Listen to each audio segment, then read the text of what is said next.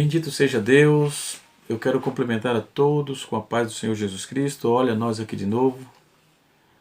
Quero louvar a Deus pela vida de todos os inscritos no canal Rascunho da EBD e aqueles que estão vendo e nos assistindo pela primeira vez. Nesse programa nós vamos estar tratando e comentando a lição de número 8, onde tem como título a teologia de Zofar.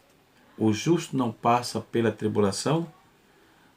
Vamos também comentar um pouco sobre a falta de educação e a arrogância de Zofar. Vamos trazer também a etimologia da palavra Zofar e vamos tratar de toda a petulância e todas as acusações que Zofar fez ao patriarca Jó.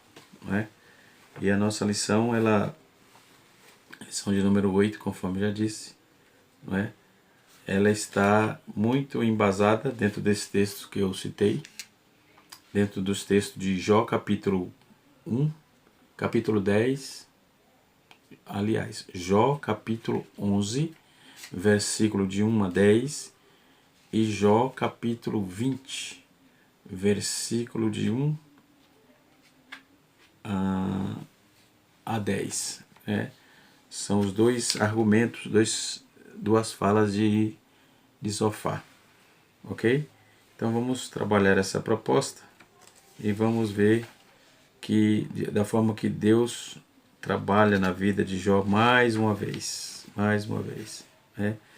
Então o entendimento de Zofar no que diz respeito ao sofrimento que jazia em Jó estava sobre o sábio julgamento divino. Então ele estava acreditando que o que Jó estava passando era devido à desobediência e que Deus estava cobrando a Jó isso. Essa teologia ela é muito, muito trabalhada nos dias de hoje. Essa questão desse Deus valente, desse camarada bravo, dessa divindade nervosa, vingativa, nós vemos muita gente trabalhando em cima desse prisma, muitas religiões trabalhando em cima desse prisma. Então, quando vamos ver, Zofar vai além da impaciência, aliás, com suas palavras de desprezo. Quando vamos ver no capítulo de número 2, capítulo 11, versículo 2, ele sai acusando feio a Jó. E nos versículos de número, do versículo número 1 até o versículo 6, Zofar sai acusando Jó de forma muito contundente, muito dura. Ele critica Jó e vai protestando a questão da inocência de Jó. Jó não era inocente. Segundo Zofar, Jó estava ali porque estava merecendo aquela punição. Conforme o texto aqui aludido, proposto na nossa lição, é Jó capítulo 8, capítulo 11, versículo de 1 a 10. No versículo 2 ele começa dizendo assim, porventura não se dará a resposta à multidão de palavras? E o homem falador será justificado? Então ele estava falando um monte e quem era o falador era Jó. Veja o problema. Então, se nós trabalharmos do versículo 1 até o versículo 6, vamos ver ele criticando Jó e protestando contra a inocência de Jó. No versículo 4 ele fala assim, pois tu disseste, a minha doutrina é pura, limpo sou aos teus olhos. Isto era ele dizendo que Jó falou. Então, ora para que Deus fale. Versículo 5 ele vai dizer assim, mas na verdade, por verá Deus a que ele falaste e abrisse os seus lábios contra ti. Então, ele vai revelando segredo, trabalhando aí. Segundo ele, isso era segredo, ele estava acusando Jó. E assim sucessivamente. Então, isso é uma problemática que Zofar trouxe. E essa teologia, ela vem alcançando espaço em muitos lugares, em muitas igrejas, em muitas pessoas, não é? Que vamos ver isso hoje, não é? Mas fica uma pergunta: até que ponto você conhece a Deus e o adora como Deus poderoso, grandioso? Até que ponto? Deus, dentro da sua grandeza, em tudo aquilo que ele representa, em tudo aquilo que ele é na vida do homem, é tudo isso, é tão maldoso assim, é tão presunçoso assim como Zofá quis falar aqui? Quis não, ele falou. Então, tirando toda a culpabilidade do divino Deus e trazendo, essa fala é exclusivamente de Zofá e não de Deus, ok? A fala essa conclusão é só de Zofá, não é a conclusão de Deus. Muito bem. Então, Zofá ele vai reconhecer, vai dizer que Jó devia reconhecer que não se pode enganar a Deus, né?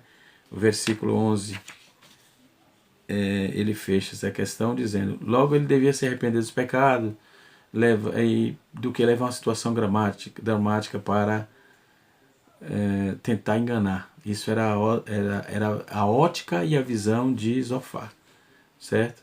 Mas Jó sabia, tanto que ele responde depois: todos nós conhecemos, eu sei em quem tenho crido, não é? E ele tinha convicção de tudo aquilo que estava passando, não obstante as acusações, a falta de educação daquele camarada, né? Onde ele trouxe toda a anomalia, jogando todo o peso sobre o Jó, né? Então, essa questão de Zofá, ele, no capítulo 20, versículo de 1 a 2 a 20, no caso na nossa lição é de 1 a 10 aqui, né?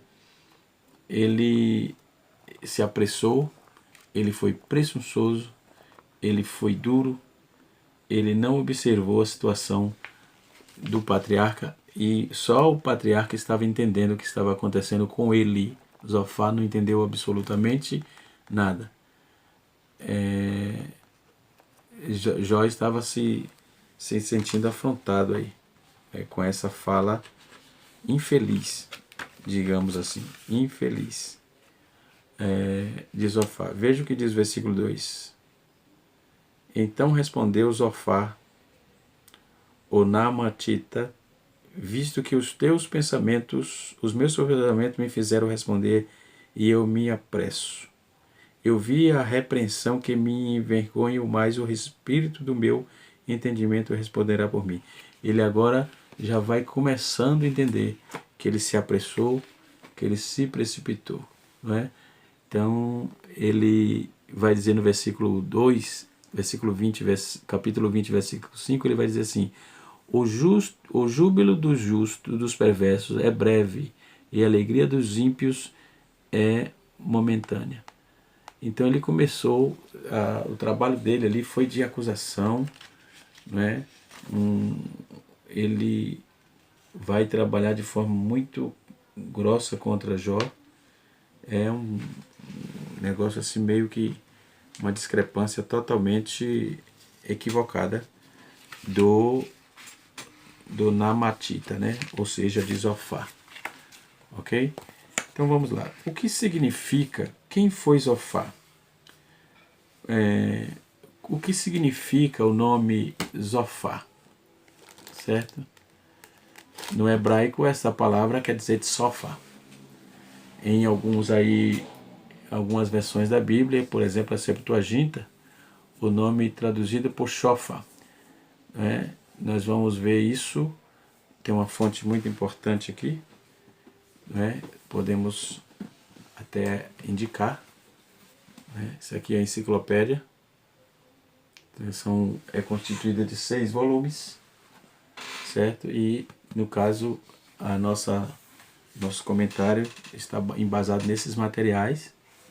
Também esse livro de apoio é muito importante, tem, conforme eu já tinha dito em lições anteriores, nas lições anteriores que o comentarista ele usou os melhores materiais, comentários para fazer a tratativa, trazer a narrativa da lição desses camaradas, né? A narrativa do diálogo de Zofar, Bildade e dos três amigos de Jó no contexto geral, ok?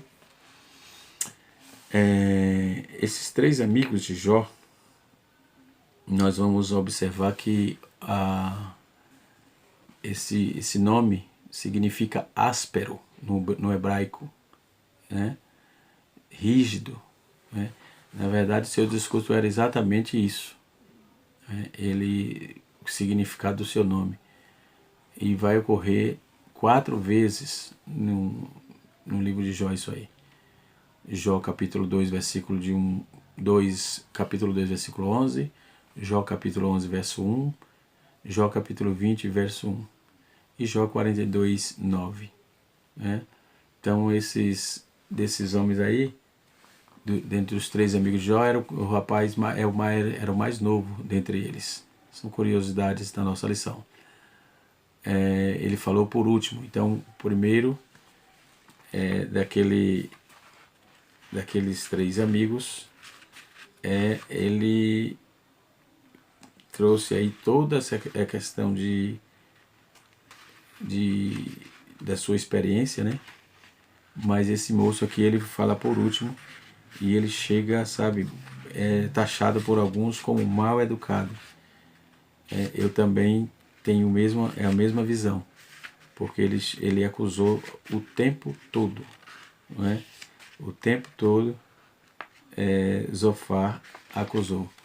Elifaz era o mais antigo, mais velho em termos de idade. Bildade era aquele um pouco mais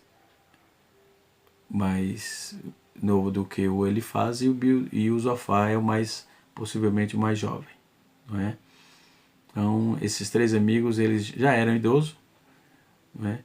Mas o mais velho, então o primeiro, ele era o mais jovem, porque ele falou por último, né? Então a conclusão que chegamos. Esses três amigos de Jó também, ele era o mais dogmático, né? Seu lema, porventura, como está escrito, não sabeis que desde os tempos o júbilo dos perversos é breve e a alegria dos ímpios é momentânea, capítulo 20 de Jó, versos 5, 4 e 5. Isso já dissemos no início, não é? Então ele começa a trabalhar isso, não é? Então o primeiro, quem era Zofar? Já trouxe toda essa questão, não é, de Zofar. E depois Zofar, em segundo lugar, a origem de Zofar. Não temos muita informação acerca disso, mas é o terceiro amigo de Jó. Já sabemos que ele era apenas namatita, ou seja, Zofar era chamado de namatita, e alguns estudiosos acreditam, Adam Clarke e muitos outros, vai trabalhar essa proposta e vai dizer que essa expressão está relacionada à cidade da região de Edom, né? Então esse adjetivo relata aí que Zofar era originário de Naamã, por isso era chamado de namatita, né? Então, na Bíblia isso vai ocorrer em Josué, capítulo número 15, verso 41, o lugar onde Zofar morava, né? O nome Naamá, né? Ela ocorre, então ele morava nessa cidade. Então, como uma das cidades que couberam da herança da tribo de Judá, né? E muitas vezes ocorre lá em Jó, que viveu antes de Abraão, e não podemos pensar que Zofar fosse de Judá, mas antes em alguma outra, né? Também vamos encontrar isso na enciclopédia, né, de Russell Norman Champlin, que eu acabei de apresentar há pouco aí, ok? Naamá era o nome de um descendente de Caim, filho de Lameque, Exila, o irmão de Tubal-Caim, né? Então talvez Zofar era o Naamatita, por essas referências, né? Que era aí descoberta de distante, uma linhagem distante dessa questão. Essa teologia ele traz a ideia de que só os ímpios sofrem e que os justos não sofreriam de jeito nenhum. Isto é contra a Bíblia, não é? Porque a Bíblia diz que a chuva que cai para o ímpio cai para os justos, e tudo que a nossa justiça não está nas coisas, não está nos acontecimentos. A nossa justiça vem de Deus. Nós temos que ser justos por aquilo que Deus representa para cada um de nós, não é? Então, ele é duro, o Zofá é duro, é impiedoso, ele vai ser contra Jó das mais diversas formas, né? Então ele seguiu uma linha de perseguição contra Jó. Né? Então parece que ele não acreditava no sofrimento do justo. Parece não, ele apresenta contundentemente isso. Entendeu? Então ele estava acusando que Jó estava em pecado, conforme o capítulo 11, versículo 2 e 3, que ele é muito incisivo nesses dois textos. Então, Zofá chegou a afirmar que Jó estava sofrendo menos do que de fato merecia, ou seja, queria mais ainda. Em outras palavras, ele podia dizer o nosso popular: eu acho é pouco, quer é mais. Porque ele acreditava que Jó estava realmente em pecado, em problema com Deus, tido aí uma série de problemas que precisava ser repreendido, né? Entendeu? Ele repreendeu Jó, afirmar que desejasse descobrir os caminhos ocultos de Deus, né? E Zofá era, se a gente ler do capítulo 11 até o versículo, de número 1 até o versículo 20, nós vamos ver que o texto é muito prolongado e nos dá uma base para isso que eu estou falando aqui, ok? Que ele realmente perseguiu a Jó de forma muito contundente, acusando Jó, entendeu? Em vez de amigo, vamos chamá-lo de acusador, né? E na nossa lição, ela está dividida em 3 tópicos. O primeiro tópico é: Deus se mostra sábio quando aflige o pecador, né? Então Deus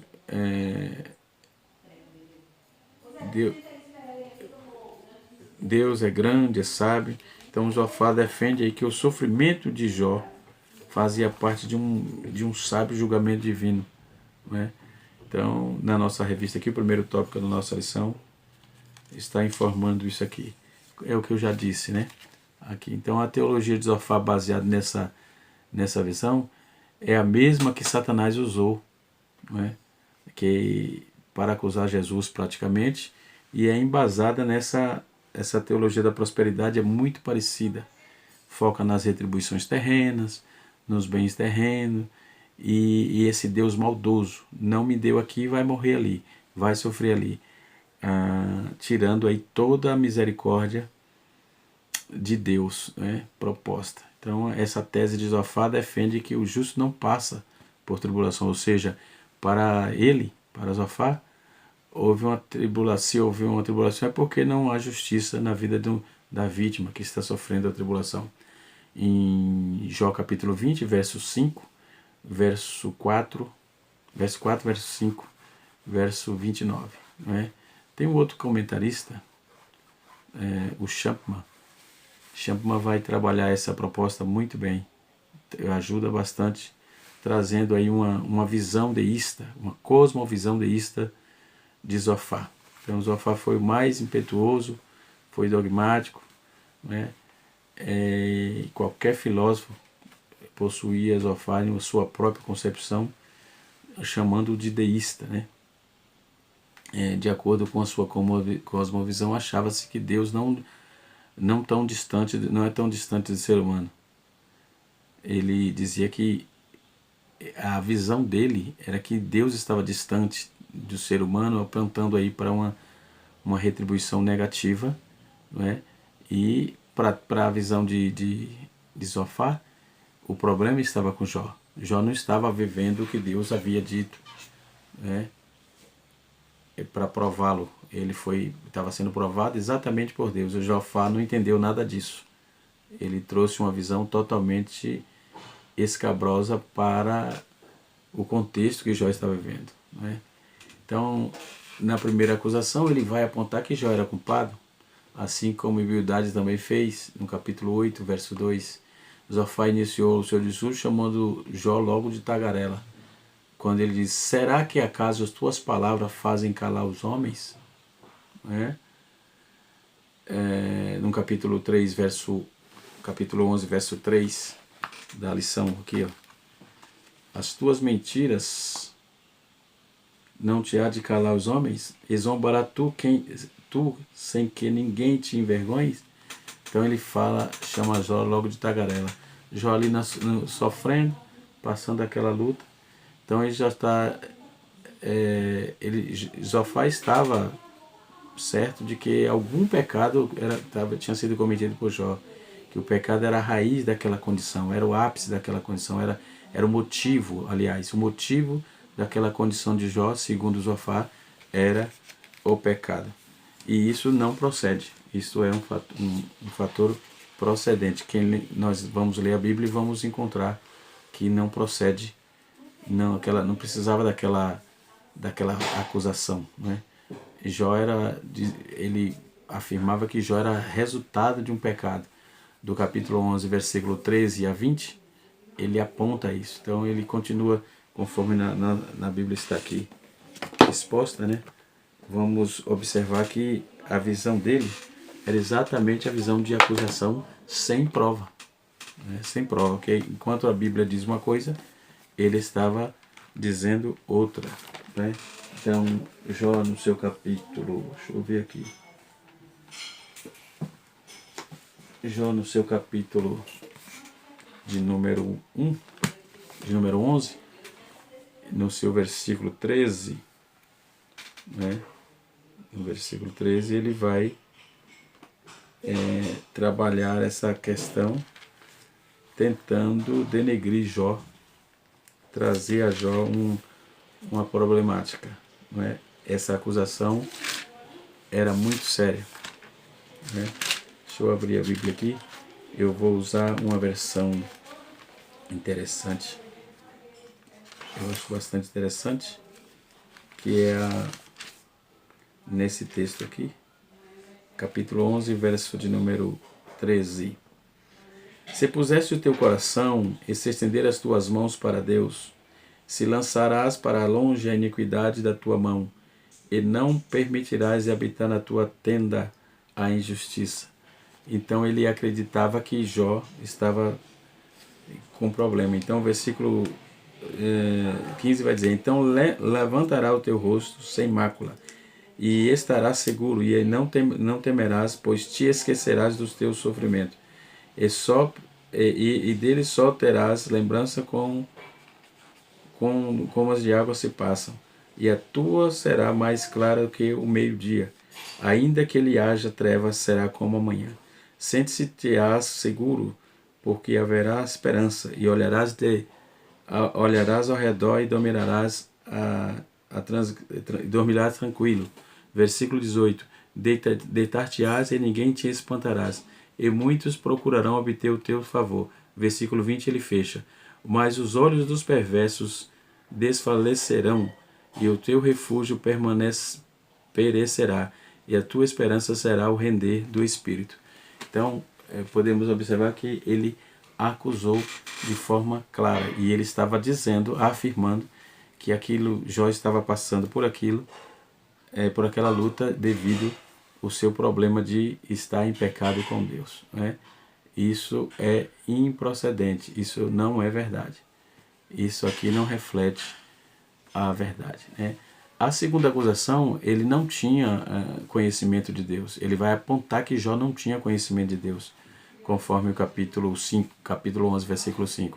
Então Jofar desejava que Jó compreendesse a altura, a profundidade e a extensão da sabedoria de Deus.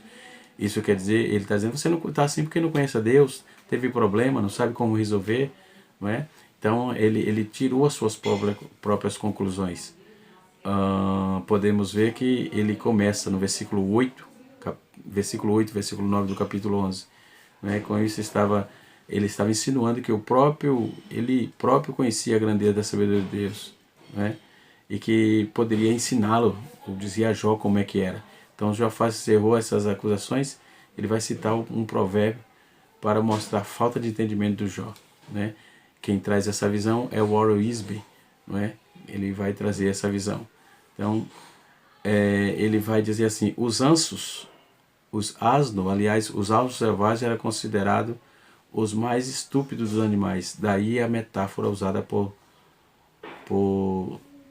Zofar no seu capítulo 11, versículo 12. Deixa eu achar de novo, não marquei aqui. Zofar, capítulo 11, versículo de número 12. Ele vai fazer essa metáfora aí, usando essa parábola, né? Jó. Aí ele vai usar, trazendo isso à tona, fazendo as mais diversas acusações de pecado contra o patriarca. Versículo de número 12. Mas o homem estúpido se tornará sábio quando a cria de um asno montês nascer homem. Ou seja, ele estava fazendo aí que não tinha condição do homem ser tão tolo assim, que o homem jamais se encontraria essa percepção. Então, a linguagem de Jó, a linguagem de Jó aí, asno era surro de um animal irracional, asno era no deserto, não se deixava aí amansar, então era estúpido, chamava de Jó, estava chamando Jó aqui de estúpido, não é? Se você for ver no comentário de Warren Wiersbe, no seu comentário na página de número 26, tem essa percepção, essa visão, não é? Jó era um homem tipo asno, não é? Que estava na estimativa, na visão de Zofar, o desejo do próprio Deus ia corrigir Jó. Se falasse Deus, abrisse os olhos, os seus lábios contra ti e revelasse o segredo da sabedoria. Isso era ele dizendo, né? Então a terceira acusação que Zofar faz a Jó, ele vai dizer que Jó era obstinado e devia se arrepender. Jó era obstinado e devia se arrepender. Num capítulo 11, versículo 13 a 20, né? Então Zofar dá conselho a Jó para que se arrependa e volte a buscar Deus. Para este amigo de Jó, a combinação era feita de arrependimento, oração e reparação, que operaria em ordem de restauração.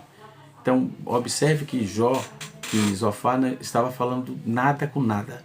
Ele não disse nada com nada, porque Jó estava sendo provado por Deus. Deus havia permitido a prova na vida de Jó. Então, se você recebesse essas acusações, qual era a sua resposta? Entendeu? Então, Deus não é indiferente à ação do ímpio. Isso era a visão de Zofar, não é? Então, o terceiro amigo de Jó, ele acreditava que havia se autodeclarado puro e sem culpa, né? Então, dentro dessa visão, é uma visão realmente antropocêntrica, né? Uma visão antropocêntrica. Só ele era puro, só ele era o santo, e Jó estava com problema porque exatamente estava em pecado, né? O segundo tópico da nossa lição é a conversão como resposta e aflição, né? Nós vamos ver aqui no capítulo 11, versículo 13 a 20, Zofar vai concluir o discurso e ele não tem dúvida de que o patriarca está em pecado. Então ele faz a acusação, aponta e enfim. Então no terceiro tópico nós vamos encontrar Deus julga e castiga os pecadores. Isso é a teologia de Zofar, né? Mas isso realmente Deus julga o pecador, mas o pecador. Jó, apesar de ser homem como qualquer outro, mas Deus havia provado a sua fidelidade. Deus foi quem provou a fidelidade. Foi Deus foi quem disse que ele era um homem justo e temente. Então, se Deus disse isso, Deus como prescruta, conhece tudo, quem sou eu para acusar? Então, logo, essa filosofia, essa teologia de Zofar cai por terra, ok? Espero poder ter te ajudado a elucidar alguns pontos, né? E assim sucessivamente. Nós podemos ver que ele ainda acusou Jó, e dizendo que Jó, essa acusação dele era uma acusação, diz que Jó teve um prazer temporário por causa do seu pecado. Então ele estava, de todas as formas, ele, Zofar apontou, não é? Jó era perverso, e seu triunfo seria transitório, enfim, ele trouxe vários problemas. Que Deus abençoe a todos, no nome de Jesus, e até a próxima aula, se Deus assim nos permitir. Amém? Canal Rascunho DBD, se você gostou, deixe seu like, deixe seu joinha, não é? Se você ainda não é inscrito no nosso canal, se inscreva, não é? E ative o sininho para receber as notificações. Um abraço e até a próxima aula, se Deus assim.